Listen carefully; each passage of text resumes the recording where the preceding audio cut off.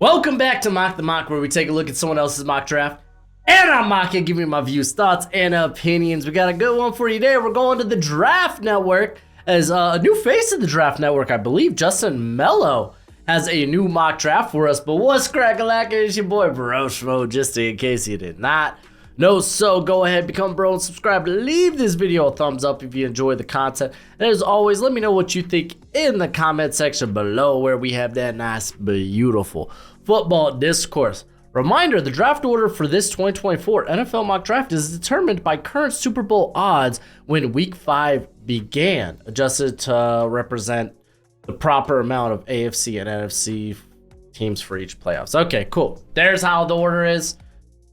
Don't complain to me about it. Let's go ahead, do this sucker. Because we still got the Chicago Bears here at first. And this is via the Carolina Panthers. I imagine, since the Bears remain here at first, no trade, probably Caleb Williams. Hey, it's Caleb Williams. I'm just sorry, dude. Caleb Williams is the first overall pick. Just makes all the sense in the world to take him. Can you move Justin Fields? Sure. I think you definitely can. I think he's still going to fetch a very good price. Listen, guys. Sam Darnold, who really showed almost nothing during his time with the Jets. I mean, there was stuff here and there, but like for the most part, fetched a second and a fourth. You got Josh Rosen a year after like his horrible rookie year for the Cardinals. Dolphins made a trade for him for a second and a sixth, or a second and a fifth. I know the Cardinals also threw a late round pick in there. Essentially, let's call it a second. You got Carson Wentz, who we kind of saw MVP level Carson Wentz before the injury, and then just he never returned that way. And Washington were like, hey, we'll take a shot on that. So I think they swapped. Essentially, he ended up going for like a second and a third. Like, I think one of the second and 2/3, one of the thirds was conditional. I can't recall, but along the lines, I think it ended up being like a second and a third. So like quarterbacks just retain their value well. Justin Fields, I think, has shown actually quite a bit that some teams gonna be like, if he's in our system, it'll work. So I don't think it's out of the realm of possibility to think you can maybe get a first for Justin Fields. At the very least, I think you absolutely should come away with 2 day 2 picks, whether it's a second and a third. So like, I don't know, man. I think Justin Fields hasn't been like terrible. Like he has been terrible at parts. But like when he's good, he's good. What he does with his legs, like absolutely, the dude's fetching a first and some change, I think. So like I've seen trade arguments on the X that are just ludicrous, and just like y'all acting like Justin Fields is just dog water, and it's just he's not. He's got a lot more potential than that. And then of course, if you're the Bears, you could also trade pick 1 for Akeen's ransom. But honestly, that's more time than I wanted to spend on this first pick than I really wanted to. So they take Marvin Harrison. Makes sense. You just pair up your new franchise quarterback with a franchise weapon, pairing them up with DJ Moore, Marvin Harrison Jr. That's scary.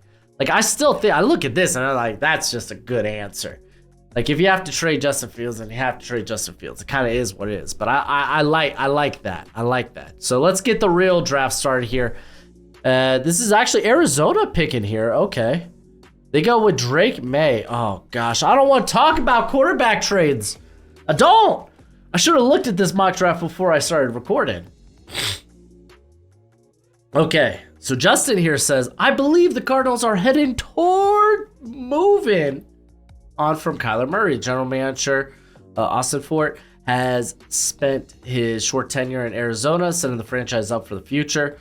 The signs indicate the Cardinals will pull the trigger on a quarterback like Drake Maye. I mean, that just doesn't feel good. Like, you'd have to feel really good about Drake Maye, which, I mean, that's probably the next quarterback you have to talk about. Like, Drake Maye's got it. I would love to see more of it, but that's kind of on the back of Mac Brown. But, man, like you're going to get a great, I think, haul for Kyler Murray. Like, we just talked about, like, ultimately, like, Justin Fields probably a first and a day 2 pick. Fields, I think you're gonna get maybe 2 firsts. Like, he's a top 12 quarterback in the NFL. He's gonna fetch a hefty price. What was the... Hold on, let's check out the Matthew Stafford trade.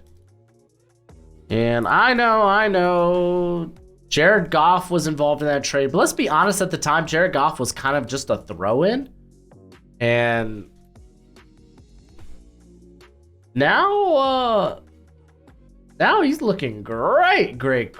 I don't think the anticipation, at least from anybody outside of the Lions, was Jared Goff was anything more than a throw-in for this trade. So the Lions got 2 firsts, 2 thirds, and 2 seconds, and Jared Goff. Golly. Like, you go back, look at this trade, and yeah, the Rams, they kind of mortgaged their future on getting a Super Bowl, which is fine. But, like, Jared Goff, Ifeatu Melifonwu, which is still a question mark, Jameson Williams, who's still a question mark, Josh Pascal, who's still a question mark. He's played, like, 20 snaps this year. But Jahmyr Gibbs, Sam Laporta, so those are the 2 names. So you're still kind of waiting to see with a lot of this, but wow, man. Matthew Stafford went for a heck of a lot more than I remember. So if you're talking about a Kyler Murray trade, you're getting those 2 firsts. I don't think you're getting 4 day 4 picks or day 2 picks. That just seems like too much. Maybe a second and a third. Listen, I know you love the NFL draft as much as I do, and you're going to want a nice hefty watch list of players during this college football season. Well, go ahead, check out my draft guide. You can purchase it for only $30 by Venmoing or PayPaling me. Links in the description. It's a one-time payment and you get it for this whole draft cycle and forever and always. Technically, it's a Google spreadsheet. So send me your email when you send the payment. I'll get you hooked up. You will see my current prospect rankings and big board, my full evals. And guess what? It updates throughout the whole draft cycle. So it's a great purchase and it's a great way to support the channel. Yeah. But I think the Cardinals actually end up keeping Kyler Murray. Let's kind of wait till he returns and see how he plays for the Cardinals and see. We got a whole off season to get to. So yeah. Let's just keep it moving. What will the Raiders do? They go Quentin Ewers. What the heck? Quentin Ewers going in the top 4. I like Quentin Ewers. I don't like him like this.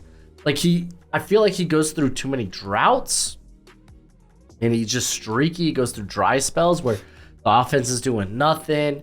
You have the inconsistency with the accuracy downfield. Matter of fact, I'm going to be doing my quarterback rankings later today. Updated quarterback rankings here on the channel. So be on the look for that.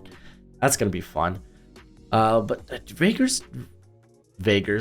Raiders need to get their need to get a franchise quarterback, man. But boy, you really wish that was Drake Maye than Quentin Ewers. Very interesting.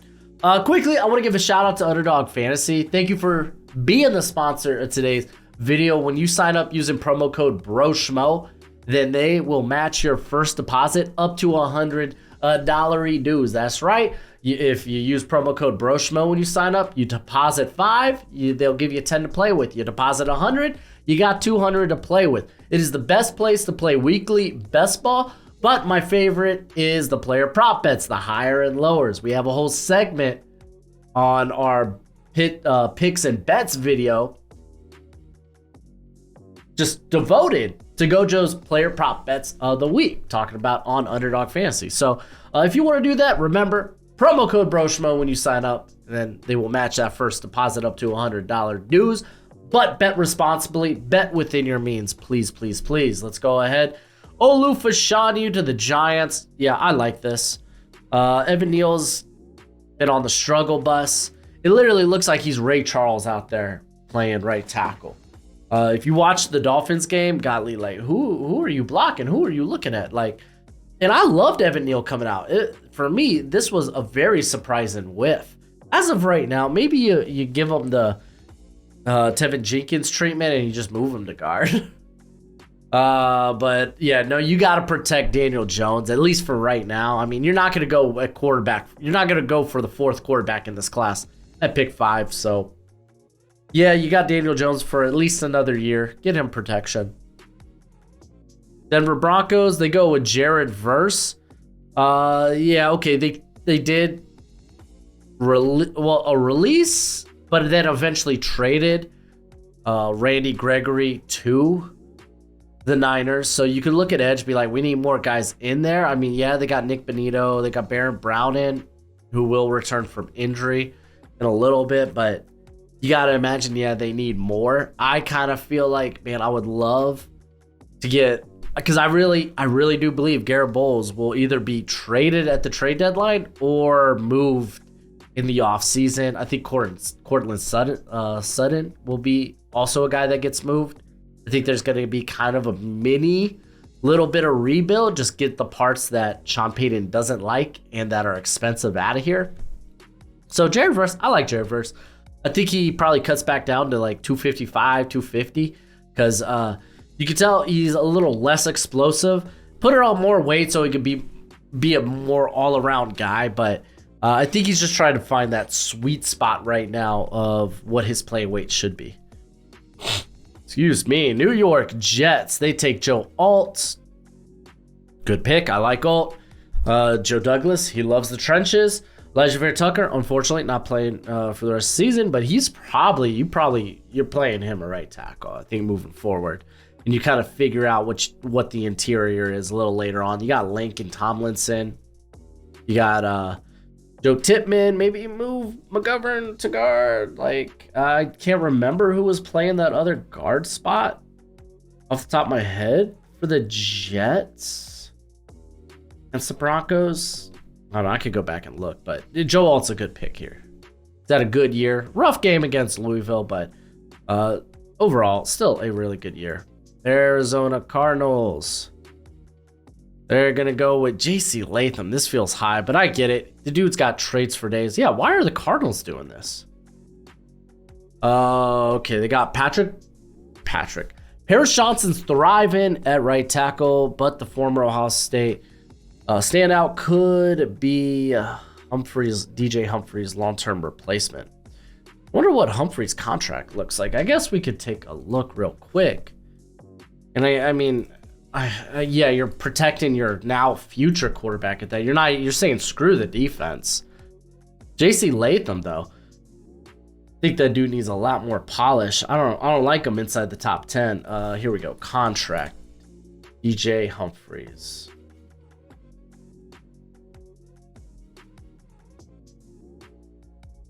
All right, there is a potential out after this season on Humphries' deal. It would only result in 14 million dead cap. So that's interesting. Yeah, I mean the guys will be on the wrong side of 30 soon too. But still, defense, man, defense. Maybe they rebuild that through free agency. I don't know. Indianapolis Colts go Kalen Keene. He's the first corner off the board. For me, dude, it's Kool-Aid. Kool-Aid. But I get it. I understand the sentiment. I think they need better corners there in Indianapolis. Even if you're like, well, they got some young guns. And it's like, yeah, but it's a volatile position. Just keep adding talent to it. New England Patriots say, Mecca Ibuka. I came very close to slotting in a quarterback here at this point in my 2024 NFL mock draft. However, if Belichick's commits to Mac Jones, why would he commit to Mac Jones? The Patriots must draft a legit number 1 wide receiver.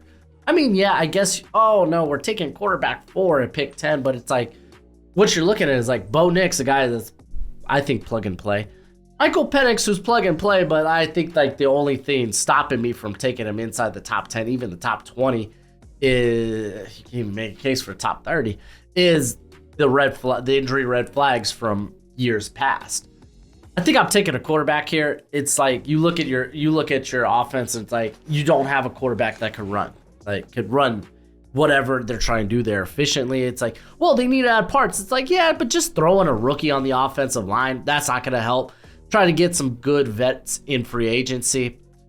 You could, but I think actually wide receiver is the next, like, probably if they don't go quarterback, wide receiver makes a ton of sense, because wide receivers typically acclimate to the NFL quickly, and you usually know if you got a stud or not almost immediately. And Mekabuka, very good route runner.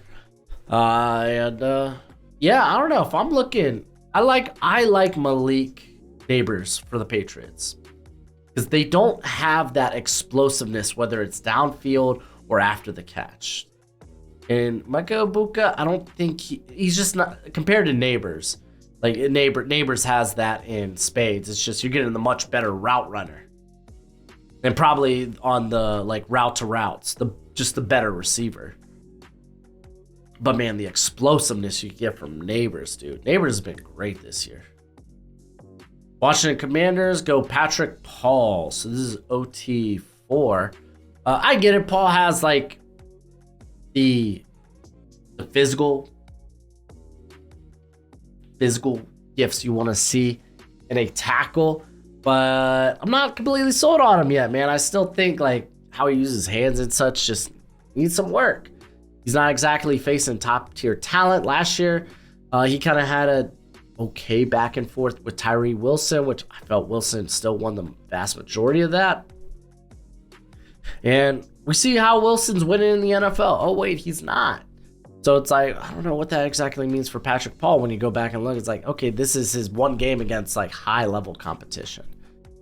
Oh, it's a bit tough. I am by far not this high on Patrick Paul, but I do think I have him in like the back end of the day 2 area.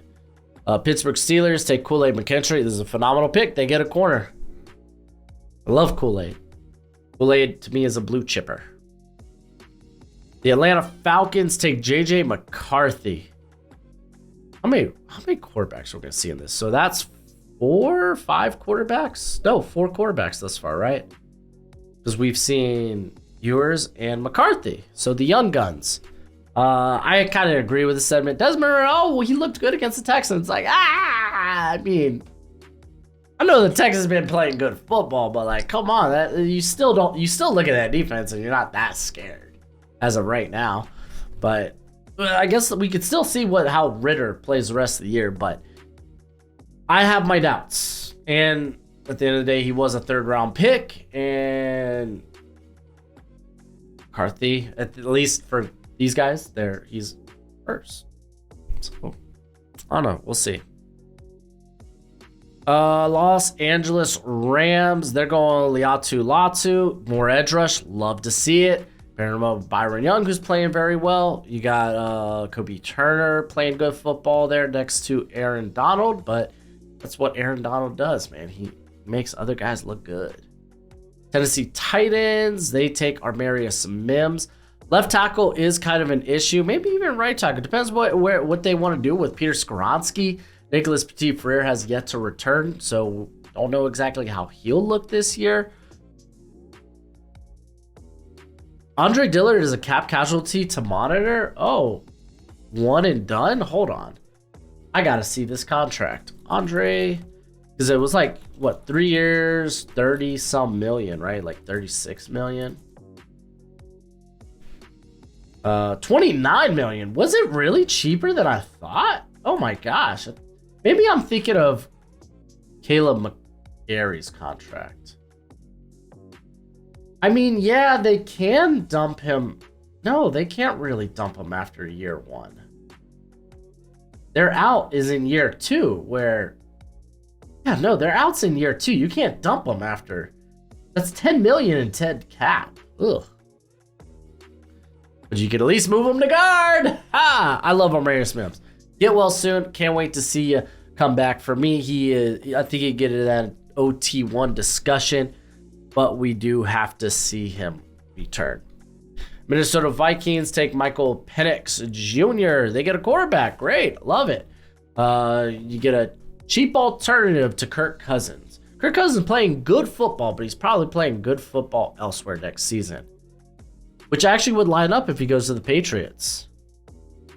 Kirk Cousins to the Patriots, then you get Emeka Egbuka. Hey, I think we're drawing some dots here. Tampa Bay Buccaneers. Brock Bowers fell. Oh, I didn't even notice his name was it on the board. Baker Mayfield is finally playing like a legit starting quarterback. Yeah, let's not get too ahead of ourselves though. He's hit his stride with the Bucs. There's currently a lot of uncertainty surrounding the future of Mike Evans, who the organization refused to reward with an extension this past offseason. Pass catchers may be needed to pair with Chris Godwin and an ascendant Trey Palmer. Landing Brock Bowers at 17 would represent terrific value at a position of need. I mean, yeah, that's the thing. It is terrific value, but I don't imagine him being here. But good players fall, man. Good players fall. All I could say is I think it's unrealistic, but it's not out of the realm of possibility. Houston Texans take Jer'Zhan Newton. This is like the best pick you can make for the Texans currently. Like D'Amico Ryans loves to stop the run, and Jer'Zhan Newton is a really good run stopper who is also a phenomenal penetrator. Green Bay Packers, Cameron Kitchens, also kind of an obvious pick here. Darnell Savage is a free agent after this season. Rudy Ford, didn't know that one. Maybe bring back Ford. Ford's been playing decent football for them. But Cam Kitchens gives them a stud, dude. To me, he is a blue chipper at the safety position. And unfortunately, that just kind of means at the safety position, you're going to be slid down a few slots just because of positional value. But Kitchens is a ball hawk, dude. I love him. Xavier Worthy going to the Saints. Why more receiving help? Perrin Worthy, who can threaten vertically with Chris Olave, would give the Saints some significant build-in blocks at wide receiver. Doesn't Rashid Shaheed threaten vertically? Okay. I'm not on board with this pick. And for me, Worthy, I'm probably going to have a little ways down because of, well, his ball skills are kind of poopy. They're just inconsistent. They're very inconsistent. He can make highlight catches, and then he just has the most dumbfounding drops. Like not even like what do you call them? Fixed drops? No. Focus drops. Not even focus drops sometimes. That's the thing. That's why you start to get a little like hesitant. It's like, oh, are your hands just not consistently good? So I got him more in the second round area. Seattle Seahawks, Christian Mahogany. This is interesting because I struggle putting any interior player in the first round. I don't think there's really one worth it. We got Charles Cross, Abraham Lucas appear to be long-term stars. Yeah, they do, respectively. General manager Schneider must now focus on improving the interior line. Expect Boston College's Christian Mahogany to be a riser throughout the process. I mean, the dude is a powerhouse. I don't know if this is exactly the right. I don't like love his movement skills, but like he's not terrible. I don't know. That's interesting. It's a name you don't often see in the first round. I'll give him that.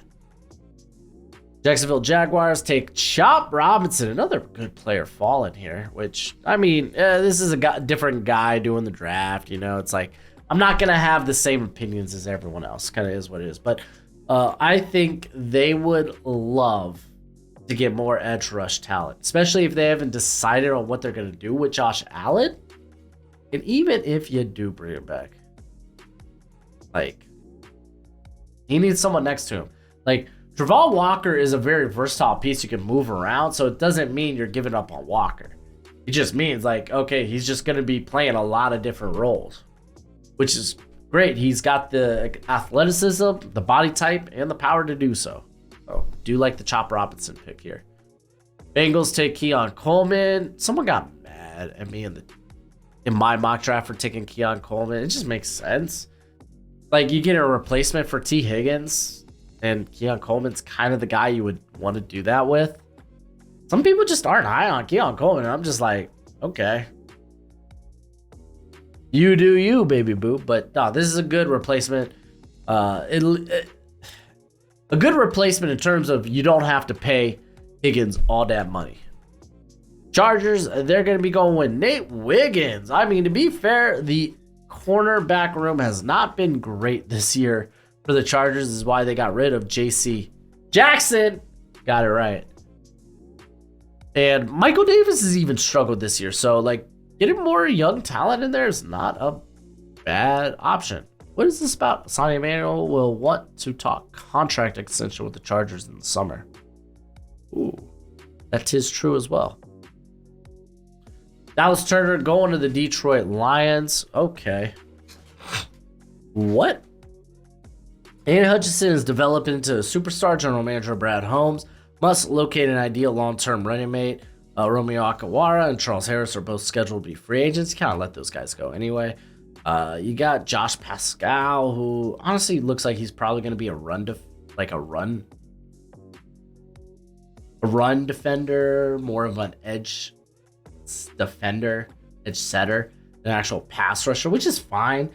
And he's got a little bit of versatility to him too. But I mean, currently they got John Kaminsky, who they love doing that role. And then you kind of bring in, essentially, is this like, oh, we've been so good with James Houston, maybe we look for an upgrade at that role?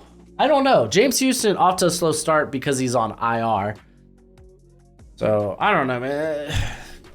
I mean, if you're Detroit, you honestly just kind of take best player available. Miami Dolphins, Graham Barton, which, hey, man, he could play a variety of different roles on the offensive line. Fun fact, Isaiah Wynn's actually been the biggest struggle bus on the offensive line thus far this year. I mean, if you don't include Liam Eichenberg's one start. Ooh. But Robert Hunt's been great. Like, even Kendall Lamb's been good because Terran Armstead's been hurt. Austin Jackson's been good. Like, oh man, I wasn't ready to plant the flag on Austin Jackson just yet because, like, I just remember bad Austin Jackson. But, like, golly, I'm scared. I don't know if I even want to pay him. What if he's one of those guys you just pay and then they go back to being crap? But I like Graham Barton. Good fit for a wide zone blocking scheme. You just get him more speed everywhere. Whether you want to have him he was initially recruited as a center. He's played guard, been playing tackle last couple of seasons. So it's like he just gives you all kinds of great versatility. Michael Hall Jr. going to the Ravens here. I'm a little lower on Michael Hall now. Man, I do kind of worry about his size. I do, man. Like, he's feisty. But I mean, feisty guys are more day two, you know? So, I don't know. This one's an interesting one, especially over guys like Leonard Taylor and Chris Jenkins. Oh, it's interesting. It's interesting. Ravens, I kind of want them to go like corner, which they could. What corners are still on the board here? Cooper DeJean. Dude, Cooper DeJean would be nice. Oh my gosh, dude. And that's someone who McDonald has seen personally. So has he? I mean, technically, but like technically back when he was at Michigan. But I mean, I don't think he was playing much that year at Iowa. That would have been like his freshman year. So I don't know. Maybe someone he's going to be very aware of just because of the Michigan roots. Dallas Cowboys, they go Cooper Beebe, another interior player sneaking in here. Listen, Beebe's great. I love Beebe. I don't think I have a tough time saying he's a first rounder though. Really, I have a tough time doing that with any of the guys on this interior class. Like Graham Barton, like honestly, maybe I just end up moving Barton to interior. That way he ends up just as interior one for me. I don't know. That's a little bit interesting, but yeah, Cowboys, I get it. They need help along the interior because, dude, just make Tyler Smith a permanent tackle. Then bam, you got your Tyron Smith problem solved. You have Tyler Smith now as your tackle going forward. You get Cooper Beebe, he'll play guard. Yeah, maybe you're gonna figure out the center situation, but it's fine. It's fine. You can do that. Buffalo Bills, they go Malik Neighbors, still on the board. Blows my mind. Gabe Davis will be a free agent. Will they pay him? He's been good this year. I don't know. It's gonna be interesting. But Malik Neighbors is a guy that I think he can attack deep. He's wonderful after the catch, like quite freaking amazing. So it is very interesting. I still do like going tackle though for Buffalo. You can also make a case for corner, Cooper DeJean, but I don't know, man. I feel like Buffalo plays more press than I'd probably want from Cooper DeJean. So I don't know. It'd be interesting. Braylon Trice, the Eagles, again, a team that just kind of can take whoever's the best player on the board if they want. Braylon Trice be a good long-term replacement for Brandon Graham, though. We have seen Graham's snaps go down this year. They're relying heavily on Reddick and Sweat, as they should. Those are two phenomenal pass rushers. So, like, I don't know, man. Get Trice in there. You get a really good rotation. And then Jordan Morgan to the Niners just makes all the sense in the world, man. The guy's got great movement skills. Really, really does. Colt McKivitz, you look at him and you're like, you're probably more of a backup.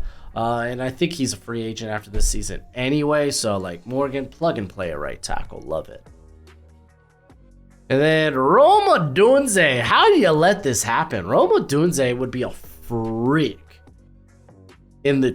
for the Chiefs. Like, already much a better replacement for MVS. Big, fast, scary, dude. That's... How do you let this happen? How do you let this happen? But it looks like that's it for the video. Go ahead, do that YouTube thing. Be on the look for my quarterback rankings. They'll be coming out later tonight. I'll make it like a premiere or something. But as always, until next time, you be easy, my friends. Later.